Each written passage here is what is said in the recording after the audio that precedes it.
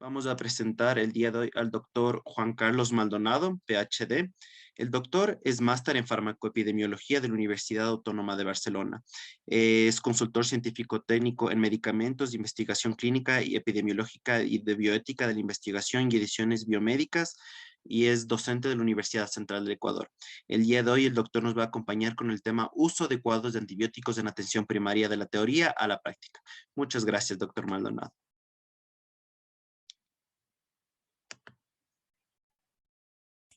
Muchas gracias, Estefano. Buenas tardes con todos, a todos los asistentes, al equipo organizador, que sea todo un éxito el curso.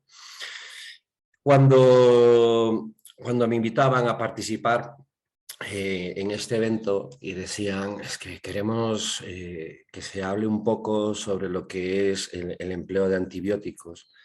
Es que es tan grande el tema, es tan amplio que es complicado a veces poder decir, bueno, hay que concentrarse en esto, y entonces que haya un curso, un evento que se concentre específicamente en distintas áreas de lo que tiene que ver la antibiótico-terapia, sin duda alguna que es fundamental, sobre todo para lo que es médicos generales, médicos internistas, pero todos los colegas en general. Porque obviamente se encuentran los antibióticos entre los medicamentos de mayor empleo en general. Y cuando nos concentramos en esta especie de tema de uso de antibióticos, uso adecuado de antibióticos en atención primaria, de entrada hay que desglosarle un poco los dos pedazos. Lo uno, uso adecuado. Pues, ¿qué es el uso adecuado? Que este término ahora se emplea netamente para diferenciar un poco ese que era un poquito peyorativo del uso racional de medicamentos, porque los colegas generalmente se resienten cuando se les dice uso irracional de medicamentos, estás usando de los medicamentos de manera irracional y se resienten, es como una ofensa. Y entonces ahora se habla de uso inadecuado de medicamentos. Porque claro, es que irracional significa que la persona no razona. Y todos los médicos razonan, todos razonamos. Lo que pasa está en que puedes razonar mal y te equivocas. Así que estamos hablando de utilizar antibióticos de una manera correcta, de una manera adecuada. ¿Qué va a ser correcto? ¿Qué va a ser adecuado? Y lo segundo, atención primaria. Y aquí, obviamente, esto abre una gran marca entre lo que significa el ámbito de atención ambulatoria a nivel de unidades de baja complejidad, con lo que puede significar la atención en unidades operativas de mayor complejidad, donde obviamente existen pacientes más graves, más complicados, con otras características, otras condiciones clínicas per se, y donde de entrada las características de los fármacos que se utilicen van a ser distintas. Así que es muy claro siempre el diferenciar si es que estamos hablando de una atención primaria en salud o de un ámbito hospitalario o de unidades de complejidad intermedia. Voy a comenzar a compartir pantalla. Habrá momentos en los cuales la interrumpa un poco a la proyección para conversar algún otro tópico. Entonces, claro, uso adecuado de antibióticos en atención primaria, de la teoría a la práctica. ¿Y por qué este subtítulo de la teoría a la práctica? Porque cuando conversábamos con los organizadores, se decía que uno de los problemas que suelen tener justamente muchos colegas, muchos médicos que están en atención primaria, es un divorcio entre lo que vienes de pregrado de la escuela, sabiendo, aprendiendo que tienes que realizar y después de cómo lo haces. Así que la idea de esta charla es un poco desmitificar un par de ideas y orientar en otra serie de cosas para que se percaten de que no es tan complicado realmente el llegar a hacerlo. Y estamos, claro, en una época de medicina desde hace algunos años, ya desde el año 94, donde lo propuso justamente la teoría, se nos propuso la filosofía de la medicina basada en evidencia, en donde se intenta favorecer que, netamente la filosofía es esta, pongas en práctica para la atención de los pacientes la mejor evidencia científica disponible. Esto es todo el concepto. Lamentablemente, todo lo que se vino de la mano ha sido justamente una serie de elementos que a veces quieren hacerte pensar que medicina basada en evidencias es algo complicado, que es algo difícil, que necesita una serie de experticias o de características de conocimiento en metodología científica o en búsqueda de información, etcétera, cuando en realidad son elementos complementarios uno con otro. Y de entrada no va a ser lo mismo, y esto siempre lo suelo decir en los eventos científicos, no es lo mismo generar evidencia científica, sintetizar evidencia científica y aplicar evidencia científica. Son tres cosas completamente diferentes y cada grupo de profesionales tiene una función diferente en este sentido. O sea, el equipo de investigadores puede estar justamente generando nueva evidencia científica. Pero existen otros colegas que se encargan de generar muchas veces lo que denominaríamos síntesis de la evidencia científica. Y entonces, el poder realizar justamente extractos o compendios que permitan a los usuarios de esta evidencia científica actualizarse más rápidamente es obviamente fundamental. Y a la gran masa de colegas que tienen netamente que estar realizando la atención con los pacientes, lo que les compete es consumir esta evidencia, pero ponerla en práctica. Pero justamente debido a la cantidad o la abundancia de la evidencia científica, puede ser impracticable realmente llegar a tener en cuenta todo lo que deberían consumir de información y es preferible que se concentren en ciertos documentos que pueden orientarles de mejor manera.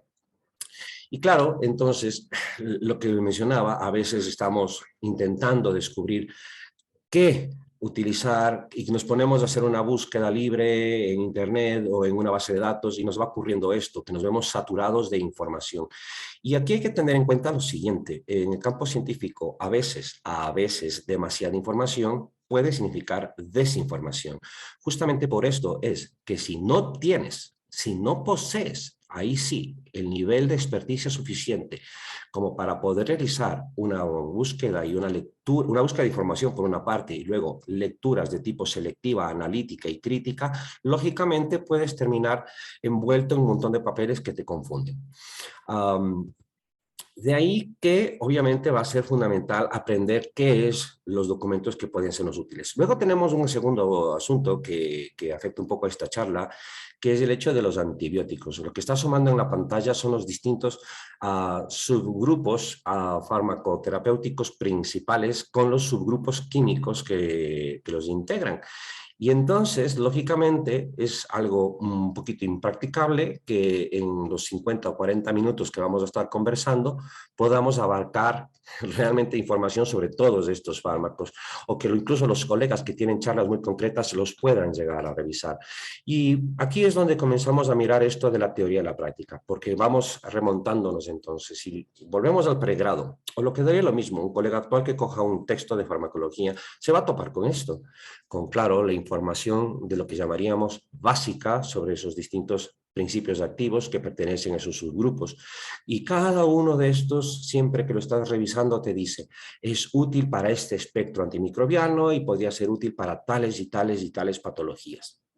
Y claro, es un montón de información y la pregunta luego termina siendo, ¿y para este proceso infeccioso qué realmente?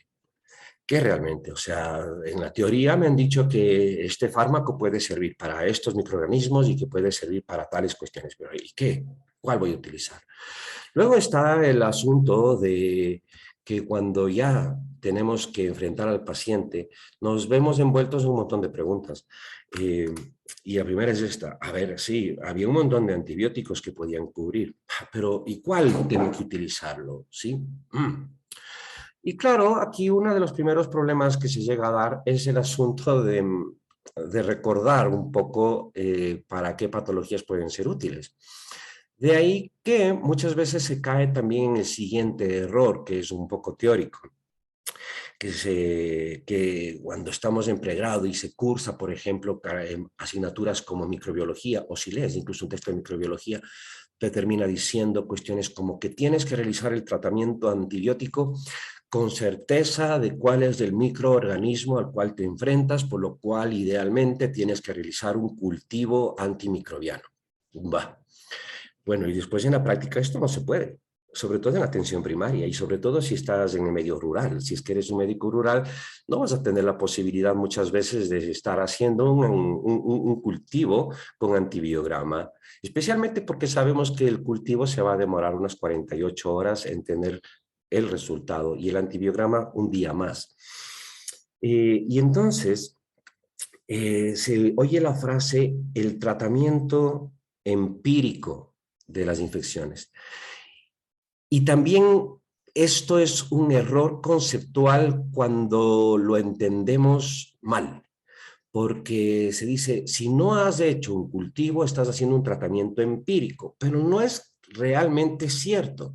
Un tratamiento empírico por empirismo, que es el aprendizaje a partir de la observación, significaría específicamente que aprendes a hacer algo porque miras que esto ocurre.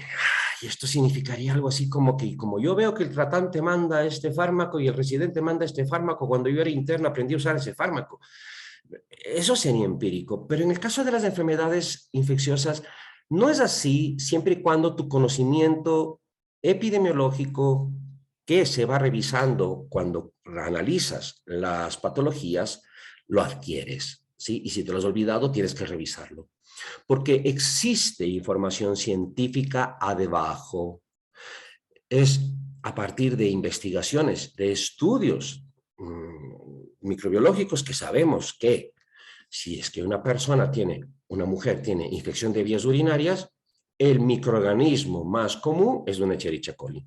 Que si es que hay un paciente hospitalizado con quemaduras y hay una sobreinfección, el microorganismo más común potencialmente puede ser una pseudomonas.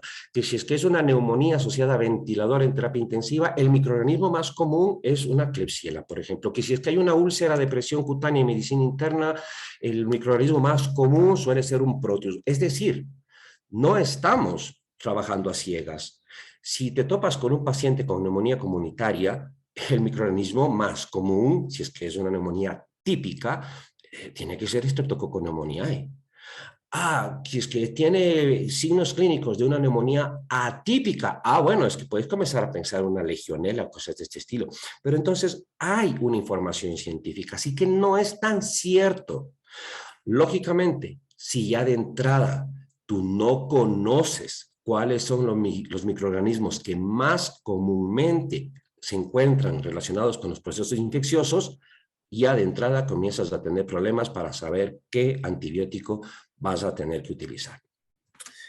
Después, uno diría, oye, muy bien, conozco esto y ahora, ¿cómo lo manejo al paciente? ¿Cómo lo trato?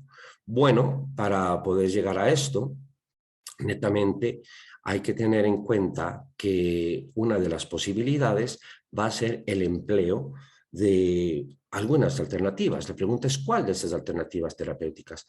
Y estas alternativas terapéuticas terminan estando determinadas en base, sí, a cuál puede ser el fármaco más adecuado para el proceso y para el paciente. En este sentido, cuando hablamos del proceso, nos estamos refiriendo a, sí, qué evidencia científica puede existir al respecto de la eficacia clínica de los antibióticos. Pero aquí también caemos en un huequito que es el asunto de temporalidad en información científica. Porque no existen para todos los antibióticos todas las investigaciones o todos los ensayos clínicos que quisieran. Esto sí, sobre todo con los nuevos. Pero si nos remontamos de los 70, años 70 u 80 para abajo, a muchos de los antibióticos que todavía utilizamos, la información es mucho más dispersa.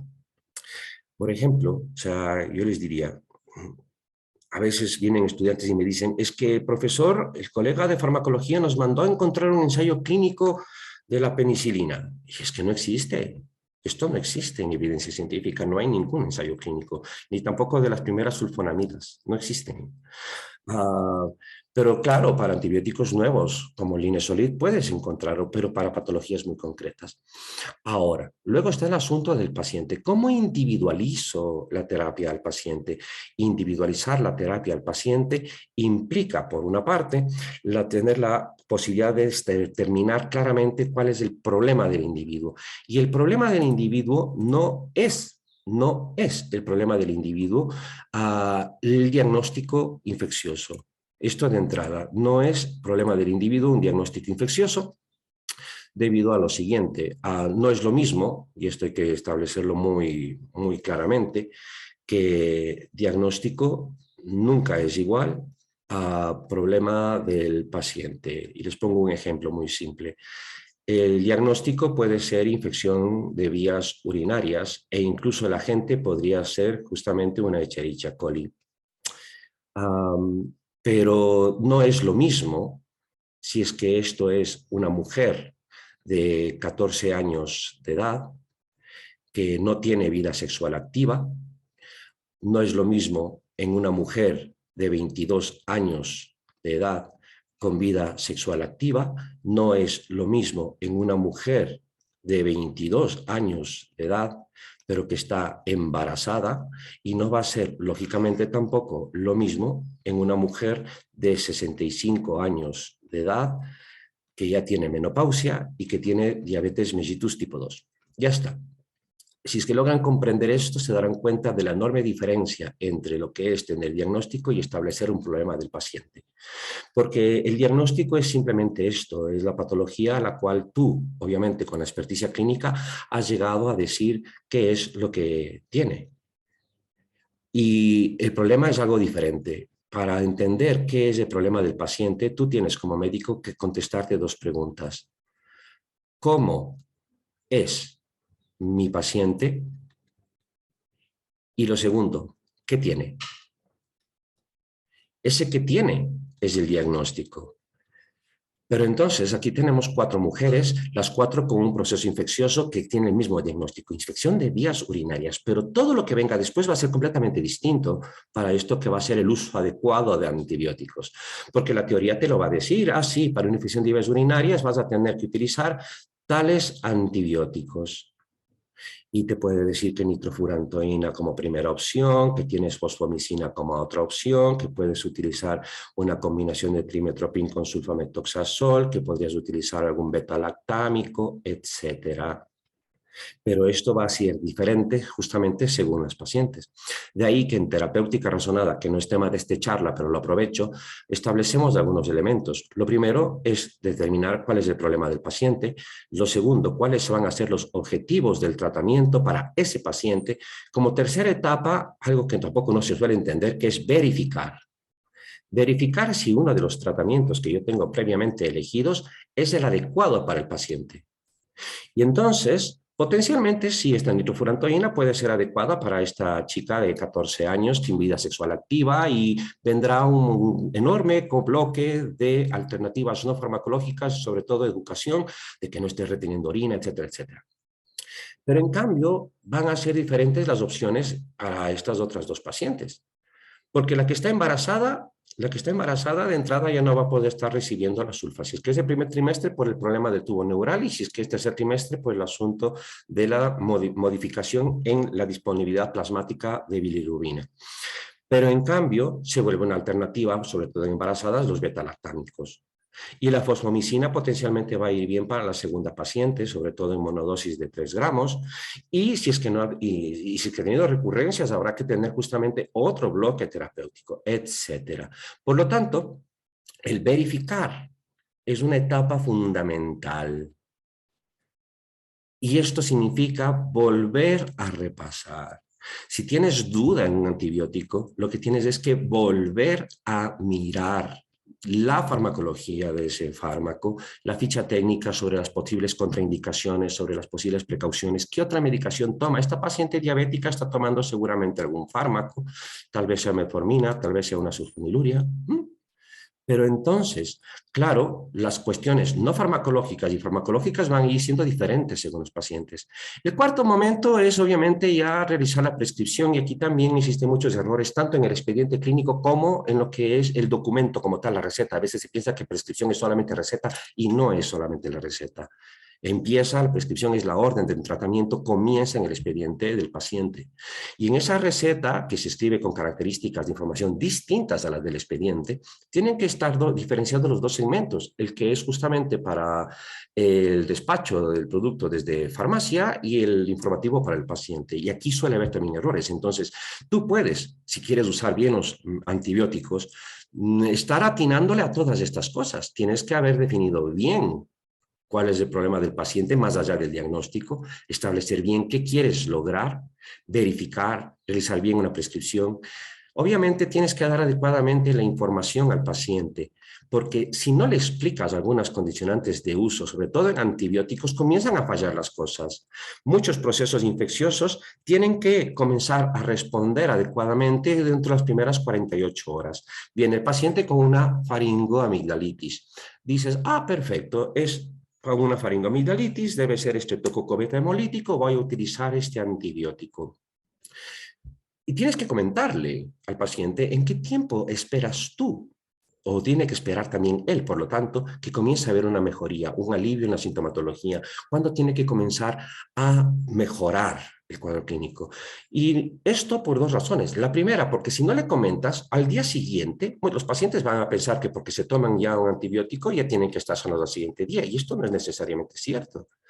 Y entonces, si es que no comienzan a mirar un beneficio o con el analgésico que has mandado paralelamente, pues van a cambiar de médico. Esto es así de simple, ¿sí? O se van a tomar otra cosa más. Y segundo, porque si es que se sienten bien, pueden interrumpir la terapia. Y tienes que explicar, por lo tanto, la importancia por la cual debe completarse el esquema del uso del antibiótico. Y el sexto paso, que es potencialmente uno de los más prioritarios, que es el seguimiento del paciente. Un monitoreo adecuado al paciente tiene que ser planificado e indicado. No tiene sentido y se cometen errores ya en la práctica cuando simplemente se coge y dice, mira, estás con amigdalitis, mira, tómate este antibiótico, te veo la próxima semana. Pero es que la próxima semana capaz que el cuerpo se ha curado solo. Tiene que ser planificado. Entonces, ¿cuándo esperas tú tener una mejoría? A ti como médico de atención primaria, es a ti a quien te interesa mirar cómo está evolucionando, incluso para que puedas ajustar la dosis de un tratamiento para que lo puedas cambiar tempranamente.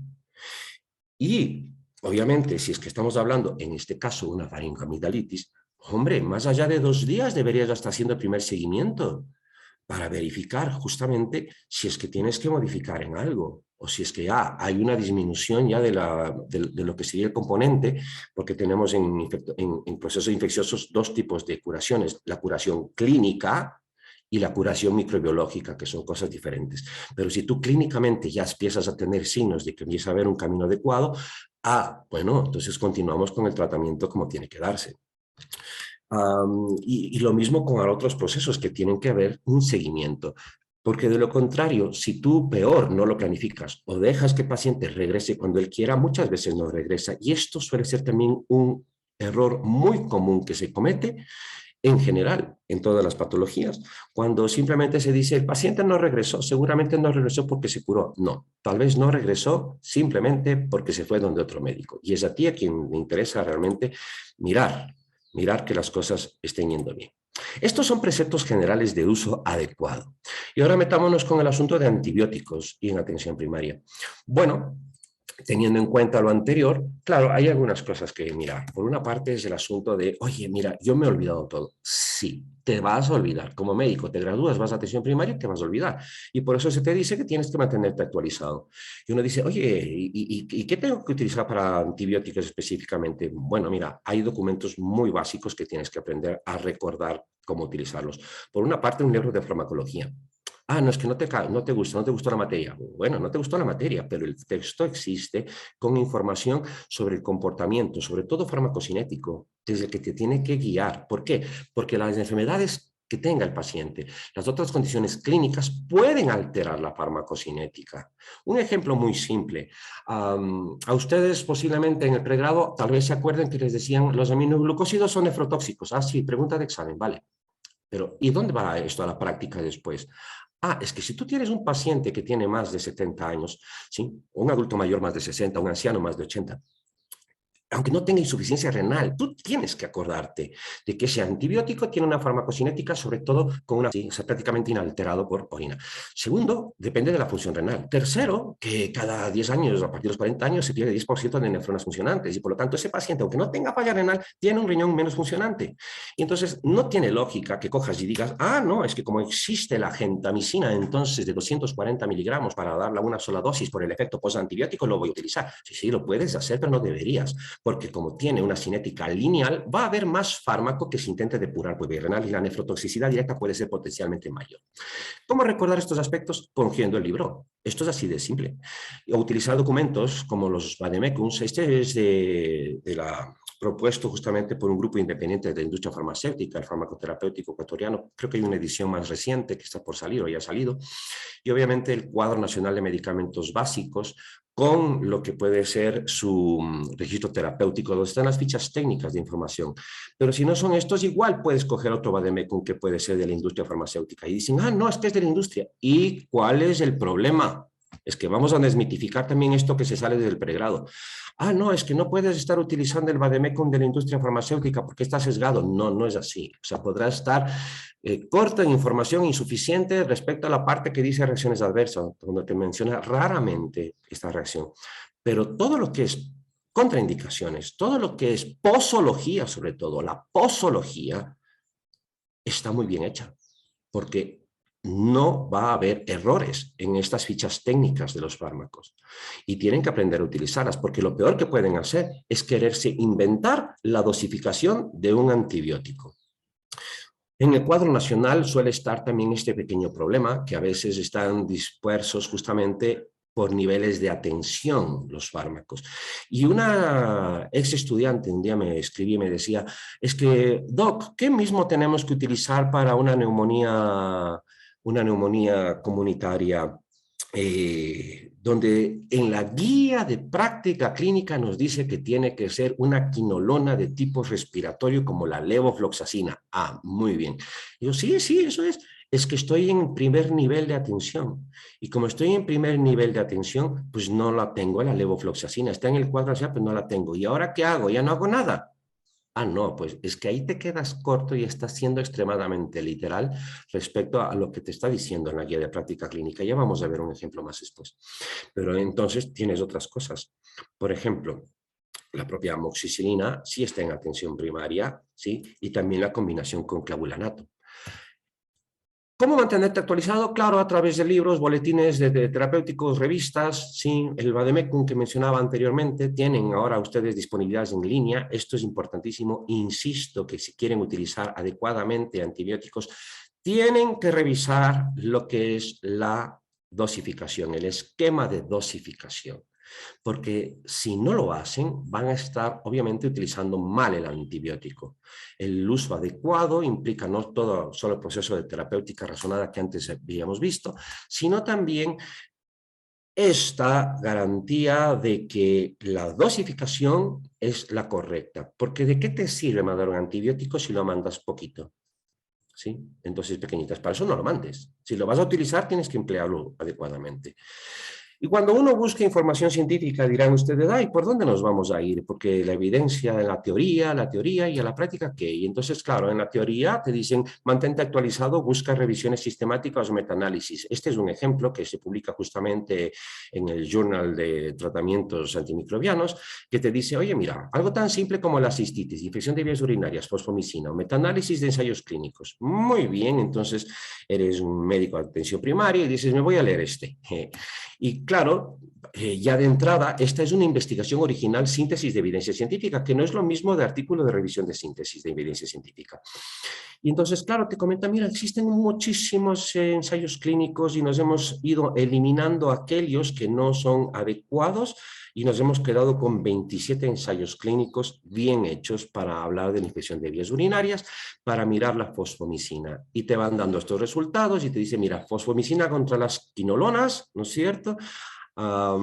Esto no es objeto de la charla, pero aquí esta línea que suelen tener los metaanálisis indica el punto de no diferencia. Cada uno de los pequeños diagramas de líneas que se encuentran aquí en este MetaView que se denomina para cada ensayo clínico, muestra el pequeño puntito, el resultado puntual de este ensayo clínico, la barra, el intervalo de confianza.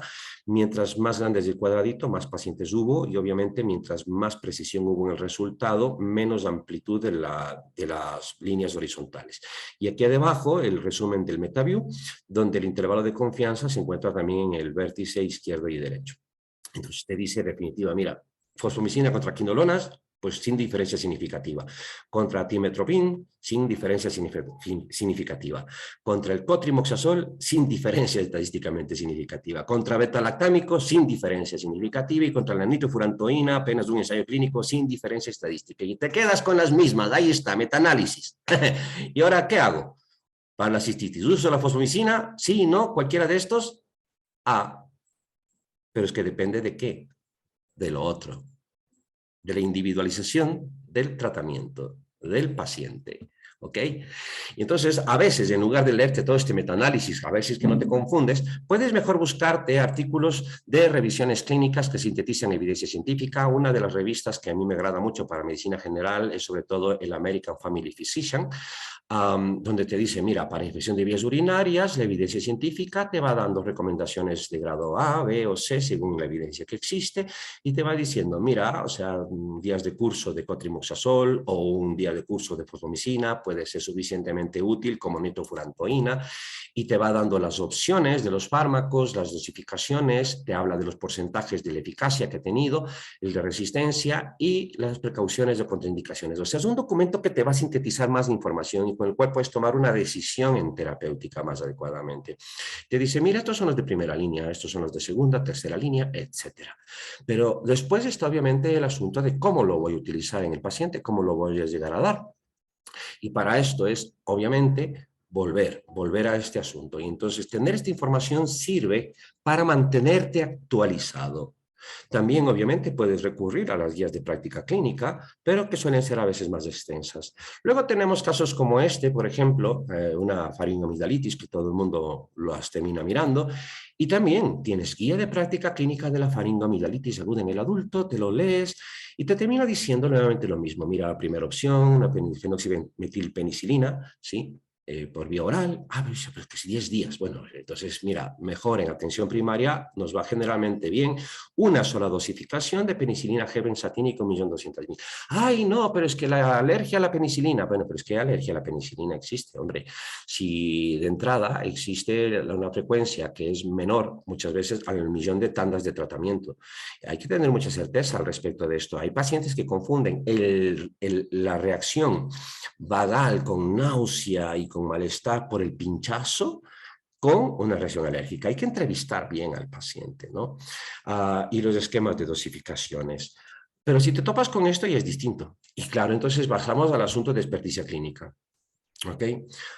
Si tuviéramos la posibilidad de hacer mucho más interacción y con más tiempo, estaría cogiendo y preguntando, ¿qué ven aquí? ¿Qué es lo que ven? Pues es diferente la primera imagen, ¿no es cierto? Dicen, es que es una amigdalitis. Sí, sí, también es una faringoamigdalitis, pero el origen es distinto por clínica. De ahí que la medicina basada en evidencia no sirve de nada si no tienes tampoco experticia clínica. ¿Okay? No te sirve de nada leerte mucho metaanálisis si no tienes conocimiento clínico. Lo que estamos mirando aquí es obviamente la famosa membrana que se forma en paladar, la pseudomembrana, en un cuadro de difteria. Y este paciente entonces necesita primero recibir el toxoide diftérico y posteriormente el tratamiento con antibiótico. Y te puedes topar en atención primaria también con esto, con cuadros de impétigo.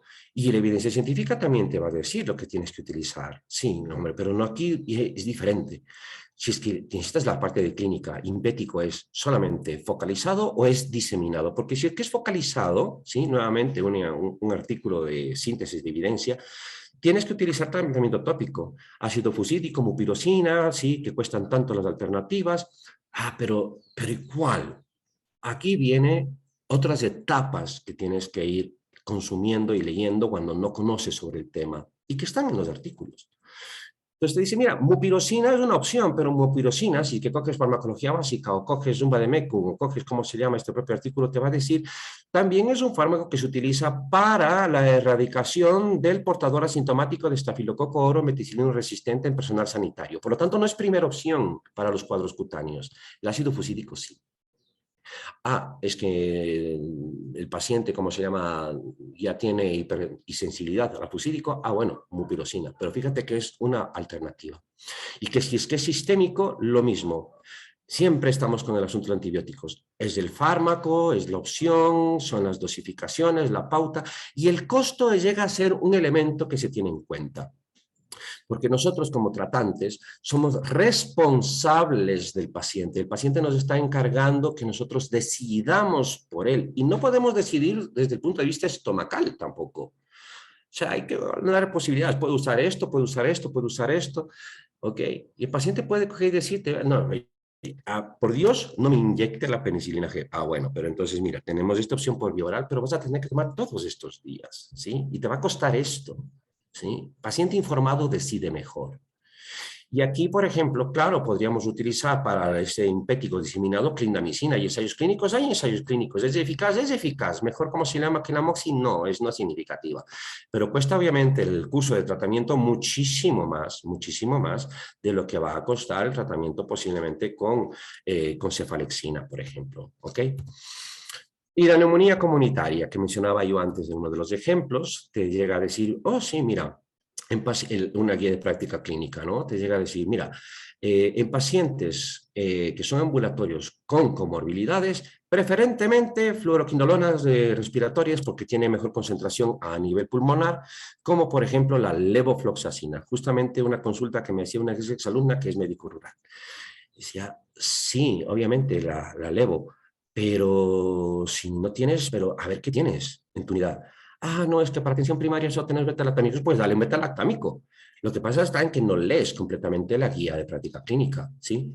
Ojo, aquí también se habla de terapia empírica, pero nos referimos a esto a cuando no tienes el cultivo, pero ya hablé de que el asunto del término está mal utilizado, ¿ok?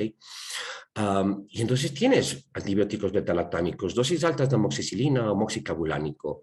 Y entonces, sí hay una opción. Pero si es que el paciente, ¿cómo se le llama? Es una neumonía comunitaria complicada, es decir, tuviste que hacer referencia y llega a nivel hospitalario, el asunto es diferente, porque ya no va a ser solamente el beta-lactámico, va a ser beta-lactámico con macrólido, o va a ser quinolona con macrólido, por ejemplo, o beta-lactámico, quinolona y macrólido. Entonces, va cambiando el contexto. Pues el asunto de los cultivos, ya mencioné anteriormente de que no siempre van a tener la posibilidad de hacer un cultivo, pero hay algunas cosas en las cuales hay que tener en cuenta.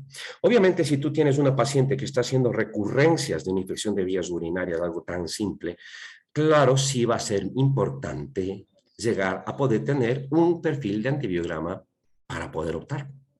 Yo tuve una paciente que llevaba mucho tiempo con recurrencias de una infección de vías urinarias. Sí, y cuando llegó le habían dado de todo, pero es que había pasado por todos los antibióticos debido por haber. Entonces, claro, se repitió el cultivo. Pero aquí, por ejemplo, a veces, incluso cuando estás en nivel hospitalario, tienes que ser específico en lo que le pides al laboratorio. Porque una cosa que no nos cuentan es que los laboratorios trabajan con un protocolo predefinido de los discos que tienen que testar. Y si a ti te interesa probar otro tipo de antibiótico, tienes que ser específico en el pedido del laboratorio. Es decir, quiero particularmente que se pruebe este antibiótico que me interesa. De lo contrario, puede que no pase, que no lo hagan, porque no está en el primer esquema de sensibilidad que se tiene que probar en el laboratorio. Y claro, esta paciente, por ejemplo, resultaba que tenía una Escherichia coli BLI, es decir, una productora de beta-lactamasa amplia. Y esta BLI, ¿sí? Esta Escherichia coli, era resistente prácticamente a todo. Y solamente quedaban ya dos opciones para el tratamiento, o amikacina, ¿sí? O imipenem. Y entonces, claro, es una situación completamente diferente. Pero esas individualidades no suelen ser las comunes. Las tienes que ir evaluando durante el proceso de definir el problema del paciente, que en ese caso ya incluiría una paciente con múltiples cuadros recurrentes, politratada, ¿sí? etcétera. De ahí que el proceso de razonamiento termina siendo fundamental. Ahora sí, existen perfiles, claro, que microbiológicamente se conocen. Por ejemplo, la sensibilidad de algunos microorganismos aminoglucósidos, como Escherichia coli, es mucho mayor que de otros como Acinetobacter. Claro, esto te lo dicen las investigaciones. Ahora, aquí en el país, ¿cuántas investigaciones tenemos que hablan de sensibilidad y resistencia de bacterias a los antibióticos? Poquísimas. Y entonces se dice, ah, no, es que no podemos utilizar este antibiótico porque en Europa es resistente. Sí, en Europa. ¿Y aquí será todavía? Sí. O de pronto ese antibiótico que todavía se usa en Europa, porque si vieron estaba la fenoxibetil, la penicilina oral, sí, la V, en el protocolo de España. Aquí, aquí de pronto no sirve. Sí, de pronto no sirve para ese chetococo beta hemolítico, pero no tenemos esta información. Hay muy pocos trabajos y ahora que están ustedes como médicos rurales o médicos generales en atención primaria y siempre quieren estar publicando, en lugar de hacer cosas complicadas, ¿por qué no comienzan a contarnos qué hay en los resultados de los cultivos que pueden haber hecho sus pacientes? ¿Sí? O por qué no hacen una revisión documental al respecto de esto con el laboratorio de su zona geográfica, porque esto puede ser información útil. Hay muy pocos colegas que están trabajando en realizar publicaciones e informaciones sobre el perfil realmente neto. Pero entonces aquí, claro, o sea, tenemos estas cuestiones, ¿no? Acinetobacter. Ah, no, es que también el Acinetobacter 40% resistente a la amicacina. ¿Y por qué nos interesa amicacina, gentamicina? Por cosas de farmacología básica, que si es que te olvidaste puedes volver a recordar. Algunos laboratorios testan amicacina e inogentamicina, porque la amicacina es el representante del grupo, pero hay una situación. Amicacina, por cómo tiene su distribución justamente del anillo aminociclitol, es menos probable de que sufra efecto de resistencia bacteriana. Y entonces tenemos aquí una condicionante, que te venga un resultado de un cultivo y con antibiograma, me salgo del medio ambulatorio, me voy al hospitalario, y que te diga sensible a amicacina. Bien, sensible a amicacina no necesariamente es sensible a gentamicina. Pero en cambio, si te dice sensible a gentamicina, de entrada va a ser sensible a amicacina. ¿Sí? Si te dice resistente a gentamicina, no necesariamente es resistente a amicacina. Si te dice resistente a gentamicina, no necesariamente es resistente a amicacina. Pero estas son particularidades. De ahí insisto con el concepto, cuando vayan a querer trabajar con esto, tienen que a veces especificar el tipo de antibiótico. Luego hay consideraciones de los fármacos que de entrada pueden mejorarse simplemente con el esquema de dosificación. Aquí lo que tenemos es un ejemplo de cómo Haemophilus influenza, que está en la barra más oscura, a una dosificación justamente de amoxicilina 500 miligramos cada 8 horas, ¿sí? Pues no es sensible, solamente es sensible aquí, marca la barra, el Streptococcus pneumoniae. Pero si utilizamos de entrada una ampliación del espectro antibacteriano con un inhibidor de beta-lactamasa como el clavulanato, ya comienza a ser sensible. Y aquí está la concentración inhibitoria 90 de lo que es el crecimiento en el microorganismo. Pero si aumentamos la dosis, aumenta de entrada la sensibilidad. Y esto es un perfil que a veces nos permite realizar una modificación farmacodinámica que mejora el perfil de sensibilidad y resistencia a algunos subgrupos antibióticos, especialmente los beta-lactámicos. ¿Sí? Y luego está el asunto, para terminar, de lo que es la dosificación de los antibióticos. Si tú te equivocas en la dosificación, de entrada no vas a tener un buen resultado. ¿Cómo no equivocarte? Repásalo. No tienes la obligación como médico, no tienes la obligación como médico de saberte de memoria todos los esquemas de dosis de los fármacos. No tienes esa obligación como médico, pero sí tienes como médico la obligación de pensar y recordar y decir, a ver, tengo que utilizar entonces este antibiótico, pero no me acuerdo la dosis. Léela. Ah, es que me parece que este fármaco no se podía utilizar en algunos pacientes, pero no me acuerdo. Léelo. Y entonces, tienes un paciente que está tomando fármacos que solamente se biotransforman a través de citocromo P450 en la enzima 3A4. ¿sí? Porque por eso haces una anamnesis, por eso haces una historia clínica, y a veces se llena simplemente por reflejo, ¿no? Porque entonces cogemos, sí, paciente que tiene esta patología, toma este medicamento, en antecedentes personales. Pero es que toda la información que tomas es para tomar decisiones en terapéutica. Entonces, es que no me acuerdo si es lee. Es que iba a utilizar la claritromicina, pero la claritromicina, o el eritro, que es más, una eritromicina, es que es un inhibidor potente del citocromo 3A4. De pronto no le conviene al paciente, entonces. Entonces, cambia de fármaco, individualízalo, verifica si es que lo que ibas a utilizar es o no el adecuado. Y en el esquema de dosificación, pero eso es el tema de otra charla, hay que tener en cuenta que no es lo mismo, justamente, cuando se habla de dosis fija, con dosis por kilo de peso, y la dosis por kilo día fraccionada, que es algo que generalmente se equivocan y se confunden para las dosificaciones. Si tienen que tomarse un momento para hacer los cálculos adecuadamente, tienen que hacerlo. Si el paciente no les va a mirar feo por el hecho de que le digan, deme un minuto, y ustedes tienen ahora estas cosas y pueden verificar y decir, acabo de verificar que el antibiótico que le voy a mandar no se choca en nada con las otras pastillas que usted toma para su enfermedad del corazón, para su enfermedad pulmonar, etcétera. ¿Ok? Le acabo de verificar. O cogiste el libro. El paciente va a decir, qué chévere el médico, verificó.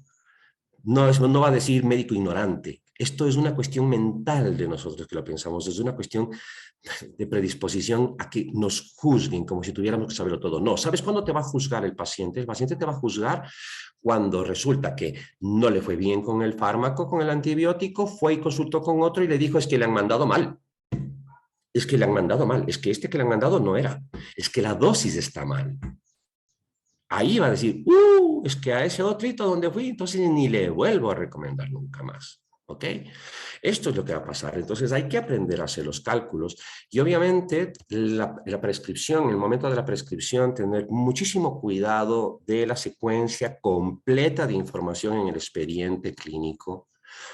Fármaco, dosis, vía de administración, intervalo y duración, porque el expediente no es tuyo, es del paciente y eres un custodio y alguien más puede proceder a revisar esta información, sobre todo para cuando están en unidades que pueden estar sujetas a auditoría terapéutica.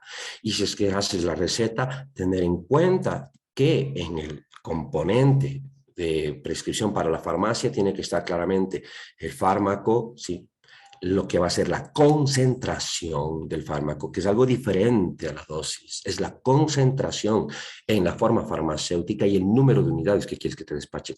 Y en la información al paciente, en cambio, viene la parte de posología neta. Entonces, este tipo de situaciones llevan muchas veces a errores, ¿sí? Esto es lo que hay que tener en cuenta. Entonces, de la teoría a la práctica, aunque existe aparentemente una cercanía, al mismo tiempo hay una distancia, pero esa distancia está autoimpuesta por nosotros, porque simplemente queremos basarnos en lo que nos acordábamos, cuando realmente esto no funciona. Tienes, en el caso de antibióticos, que volver a verificar. Lo segundo, en la distancia confusa entre lo que me dice la guía de práctica clínica y lo que tengo que utilizar, pero es que tienes que leerlo en contexto más amplio, individualizando la terapia. ¿Sí? Vuelvo a insistir con este ejemplo que se entiende fácilmente, ¿sí? El de la neumonía comunitaria, levofloxacina. ¿Es que estoy en atención primaria? Sí, pero si es que lees más la guía de práctica clínica, te dice, o una alternativa son los beta-lactámicos. Pues que algo tienes que darle al paciente, pues. Y uno dice fármacos. Es que hay fármacos que no se tienen que utilizar ya nunca, que el cloranfenicol por el riesgo de anemia plástica. Sí, pero es que el cloranfenicol mata todo microorganismo y resistencia es muy baja, ¿no? Y si tienes un caso de meningitis, penetra bien la barrera hematoencefálica. Tienes que tener locomoción. Es que estoy en hospital cantonal base, ¿no? Si tienes acceso al cloranfenicol intravenoso, pues tienes que darles, porque es peor que no hagas nada, ¿sí? O que, no, es que estoy en Achupallas, entonces que se vaya al hospital lo voy a referir. Sí, pero son 2 horas para la UCI y luego el camión de las vacas para llegar a Riobamba. Entonces, no es tan simple en ese sentido. De la teoría a la práctica solamente demanda una cuestión, y es la actitud que como médico tengas de, en caso necesario, tomarte la molestia de verificar y revisar las cosas. Eso es, chicos. Eso es lo que puedo conversarles el día de hoy. Estoy sobre la hora. Muchas gracias. Espero que haya sido de utilidad lo que hemos conversado. Muchas gracias, doctor Juan Carlos Maldonado, por su charla bastante ilustrativa y sobre todo diferentes temas que tenemos que considerar para la adecuada prescripción de antibióticos. Doctor, unas preguntas que podríamos realizarle, tal vez podría ser, ¿usted cuáles considera que son los principales errores que usted ha visto dentro de la atención primaria sobre la prescripción de antibióticos? Nos ha comentado varios, pero sin embargo deben haber unos que tienen una mayor prevalencia o que sobre todo se debe considerar evitar. Hay muchos errores. El primerito es, a ver, como no hay trabajos tampoco que hayan cuantificado esto en nuestro medio, es difícil, pero uno de los más grandes está en el acto de la prescripción. Justamente, hola Enrique, te saludo ya que prendiste pantalla. Enrique y su equipo hicieron uno de los poquísimos trabajos que existen en nuestro medio sobre análisis, por ejemplo, de prescripciones en atención primaria. Y no es en antibióticos, sino en general. Porque ahora tenemos la receta estructurada, incluso del ministerio. Y se supone que esta receta está diseñada para cometer menos errores. Bueno, ¿qué encontró Enrique y su equipo en ese trabajo? Justamente, sí, que a pesar de que es estructurada, hay errores de prescripción concretos. ¿Ok? Esto es uno de los primeritos que hay. Yo creo que es el más grande y tal vez seguramente el más frecuente. Porque si ya de entrada tú puedes haber elegido bien el fármaco, incluso individualizado para el paciente, pero si te equivocaste en la prescripción o en lo que va a ser la dosificación o las indicaciones de consumo, ya de entrada no va a funcionar adecuadamente. Si hiciste todo esto bien, te puedes haber equivocado en la idoneidad del fármaco, así que aquí vendría seguramente el segundo. Y esto se ve muy comúnmente cuando terminan mandando escopetazos, ¿no? Entonces dicen, ah, no, es que como no tengo mucha certeza de qué patología tiene, pues entonces le mando un antibiótico de amplio espectro. Y esto es terrible.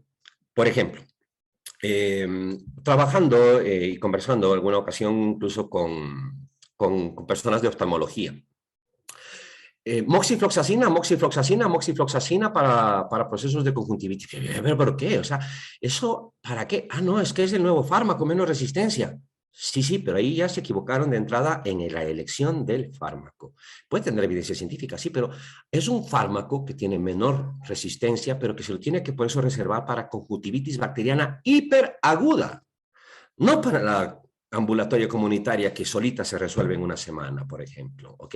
Es un mal empleo de fármaco del segundo, porque si es que utilizas opciones que no son de primera línea, y esto les van a hablar todos mis colegas que continúan en las siguientes charlas, les van a estar diciendo que si utilizas un antibiótico nuevo para patologías que pueden ser resueltas con otros procesos, vas a aumentar el perfil de resistencia bacteriana.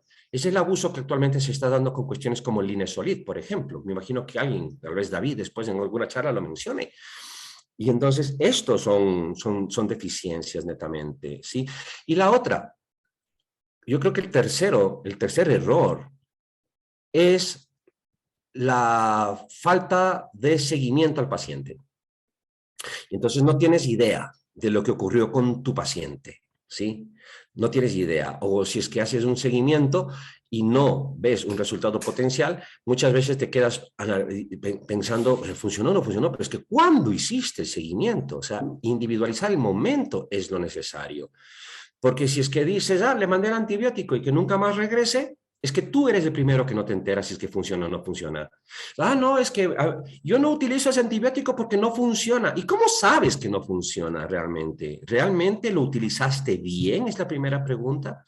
¿Realmente hiciste seguimiento al paciente? Es que al día siguiente seguía enfermo. Pero es que al siguiente día obviamente que va a seguir enfermo. Pues, pero empecé a ver, ¿hubo mejoría clínica adecuada durante los siguientes días? Las cajas de tratamiento, por ejemplo, de amoxicilina con clavulanato o de sultamicilina, por ejemplo, el profármaco de la AMPI con sulbactam, viene en la caja de fabricante para 5 días de tratamiento. Sí, sí, porque los ensayos clínicos te dicen que 5 días es suficiente. Sí, sí, por supuesto. pero no te está diciendo que solo lo uses 5 días, hijo. Y esto es un error también, y va por el seguimiento. Porque entonces tenías un paciente con sinusitis recurrente, decidiste utilizar sulfamicilina, ves que el paciente mejora, estás en el 5.º día de terapia, un paciente que era politratado anteriormente. Muy bien, se cumplieron 5 días. Pero ¿qué te dice tu evaluación clínica? ¿Qué te dice tu dato de seguimiento? ¿Has logrado cumplir el objetivo totalmente terapéutico? ¿Puedes suspender la terapia o tiene que continuarse? Ah, no, es que tiene que continuarse. Por supuesto, entonces continúa, da un segundo ciclo de otros 5 días si es que necesitas. Estos son errores principalmente en la prescripción, en la elección del fármaco generalmente y sobre todo en el problema del seguimiento al paciente. Si no haces seguimiento a tu paciente, no calculado por reflejo estomacalmente porque viste que siempre se les mandaba a la semana o a los 10 días o a los 15 días, si tú no ves para ese paciente cuándo tienes que evaluarlo, no lo individualizas, no vas a tener ni siquiera idea de cómo te está funcionando y puedes tener una falsa creencia de que no vale o de que sí vale. Muchas gracias, doctor Juan Carlos Maldonado, por su respuesta. Eh,